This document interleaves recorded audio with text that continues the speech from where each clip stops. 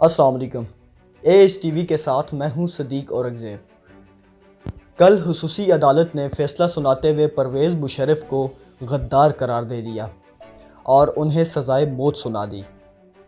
DGI इस्पियार ने कहा है कि मुशर्रफ गद्दार नहीं हो सकते। इसी पर बात करने के लिए आज आमिर हज़ारवी साहब हमारे साथ मौजूद हैं। आमिर हज़ारवी साहब, कैसे हैं आप? मैं बिल्कुल ठीक हूँ, आप सुनाएं। अल्लाह का करम। अच्छा, आमिर हज़ारवी साहब बताइएगा, आप फ़ौज के साथ खड़े हैं या अदालत के साथ खड़े हैं? यार, ये तो आपने बहुत मुश्किल सवाल कर दिया है। ये तो बिल्कुल उसी तरह का सवाल है कि जब ये वज़ीरिस्तान में ऑपरेशन हो रहा था तो उस वक्त एक लतीफ़ा बड़ा मशहूर हुआ था, और वो लतीफ़ा ये था कि एक बाबे से किसी ने पूछा था कि आप तालिबान के साथ हैं या फ़ौज के साथ हैं। या एक रिवायत ये भी चलती है कि फ़ौज गलत है या तालिबान गलत है। अच्छा। तो बाबा जी ने इधर उधर देखे कहा, अरे भाई, गलत हम ही है। दो ताकतवरों के बीच गलत कमज़ोरी होता है। तो जहाँ एक तरफ अदालत हो वो भी ताकतवर है, दूसरी तरफ फ़ौज हो, उनके पास तो मारने का बड़ा अच्छा साजो सामान भी है।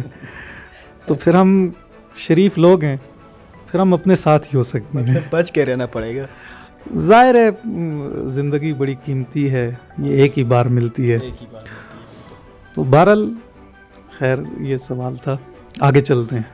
हाँ बिल्कुल जी। अच्छा, ये बताइएगा, एक तरफ तो अदालत ने फ़ैसला सुनाया है कि मुशर्रफ गद्दार हैं, और दूसरी जानब जो फ़ौज है हमारी, अफ़वाज पाकिस्तान है, उन्होंने कहा है कि मुशर्रफ गद्दार नहीं हो सकते। तो आप क्या कहेंगे, इस पर क्या कमेंट करना चाहेंगे?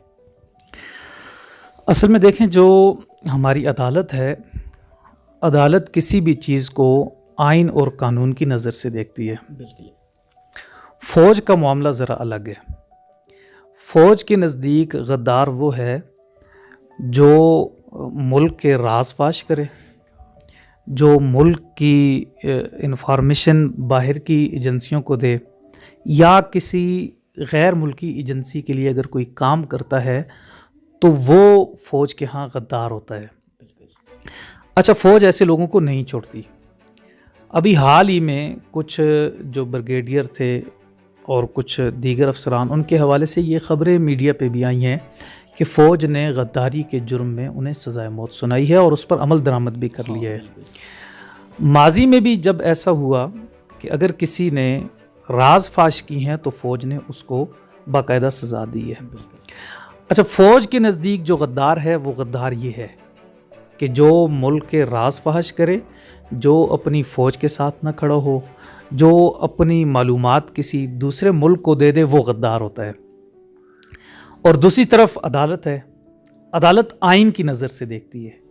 अदालत कहती है कि गद्दार वो है जो इस मुल्क के आइन को उठा के रद्दी की टोकरी में डाल दे, जो इस आइन को कुछ भी ना समझे। आर्टिकल 6 ऐसे लोगों के लिए रखा गया है जो आइन तोड़ते हैं। अब जब अदालत के सामने जनरल मुशर्रफ का मामला गया तो अदालत ने आइन को सामने रखते हुए ये फ़ैसला दिया है कि जनरल मुशर्रफ ने इस मुल्क का आइन तोड़ा है, इस मुल्क की असम्बलियों को तोड़ा है, इस मुल्क के मुंतखब वज़ीर आज़म को उठा के जेल में डाला है, मार्शल लॉ लगाया है और एमरजेंसी लगाई है। ये जो फ़ैसला है ये बाद में एमरजेंसी के हवाले से आया है। तो लिहाजा ये गद्दार हैं। गद्दार इस वजह से हैं कि इन्होंने आइन तोड़ा है। और फ़ौज ये समझती है कि जनरल मुशर्रफ ने जंगें लड़ी हैं, उन्होंने 40 साल कौम की खिदमत की है। तो जो जर्नैल हमारे होते हैं तो वो आइन को कहते हैं कि ये आइन क्या है। जनरल मुशर्रफ का भी एक क्लिप आजकल वायरल है, वो कहते हैं कि आइन क्या है, एक रद्दी का टुकड़ा है, इसको उठा के फेंक देना चाहिए। ज़ियाउल हक भी ये कहा करते थे। तो फ़ौज, ये जो हमारे कुछ लोग होते हैं फ़ौज में, तो उनके नज़दीक ये होता है कि यार ये आइन क्या है, मुल्क अहम होता है और वफ़ादारी अहम होती है। तो आइन अगर तोड़ भी दिया है तो किसी ने कोई बात नहीं है भाई, बस चंद सफ़हात का टुकड़ा ही है, तोड़ दिया तो तोड़ दिया। अदालत ने जो फ़ैसला दिया है वो आइन को सामने रख के दिया है। फ़ौज ने जो बात की है या DGI SPR ने जो बात की है कि फ़ौज में इज़्तिराब पाया जाता है, वो उनका एक माजी है। वो गद्दार किसे समझते हैं, उन्होंने अपनी बात सामने, अपनी सोच को सामने रख के एक बात की है। तो अदालत के फ़ैसलों का एहतराम करना चाहिए सबको। हाँ बिल्कुल, आप समझते हैं एक तरफ अदालत ने जैसे आयन को सामने रखते हुए फ़ैसला किया है वो अपनी जगह भी ठीक हैं, और दूसरी जानिब जो अफवाज पाकिस्तान है हमारी, तो उन्होंने मतलब जिस तरह आपने कहा कि वो गद्दार रासफाश करने वाले को समझते हैं, तो उन्होंने भी अपनी जगह, मतलब दोनों अपनी जगह ठीक हैं। नहीं देखें, मैंने एक पस मंज़र बताया है। ज़ाहिर है जो मुल्क होता है ना, मुल्क तो कानून पे चलता है, अदालतें कानून पे चलती हैं, रियासत एक कानून बनाती है, शहरियों को उस पे चलाती है। अगर कोई आम आदमी कानून तोड़ता है तो उसके लिए भी एक सज़ा है, अगर कोई ताकतवर कानून तोड़ता है तो उसके लिए भी एक सज़ा है ना। अफराद के बजाय कानून ताकतवर होता है, तो दोनों तो ज़ाहिर ठीक नहीं हो सकते। जो कानून पे चलने वाला होगा वो ठीक होगा। तो अदालत ने एक फ़ैसला दे दिया है। अब फ़ौज का एक नुक्ता नज़र है, अब उन्हें चाहिए कि अगर वो ख़ुद फरीक नहीं बनते तो अदालत में उसको चैलेंज करें, जनरल मुशर्रफ वापस आएँ और सुप्रीम कोर्ट में आके अपील करें, तो देख लिया जाएगा। लेकिन दोनों ठीक नहीं हो सकते। जी ठीक हो गया। अच्छा आमिर हज़ारवी साहब, आप क्या समझते हैं कि इस फैसले के बाद पर जो हमारे साबिक जनरल हैं परवेज़ मुशर्रफ साहब, वो वतन वापस आएंगे? मुझे नहीं लगता कि जनरल मुशर्रफ साहब वतन वापस आएंगे। उसकी दो वजूहात हैं। जो पहली वजह है वो ये है कि आज तक किसी जर्नैल को किसी सिविलियन शख्स ने सज़ा नहीं दी। ये मरहले पाकिस्तान की तारीख़ में पहली मरतबा हुआ है कि अदालत ने किसी फ़ौजी जनरल को सज़ा सुनाई है, और वो भी सज़ाए मौत। यानी हम सोच नहीं सकते थे कि ऐसा फ़ैसला आ सकता है।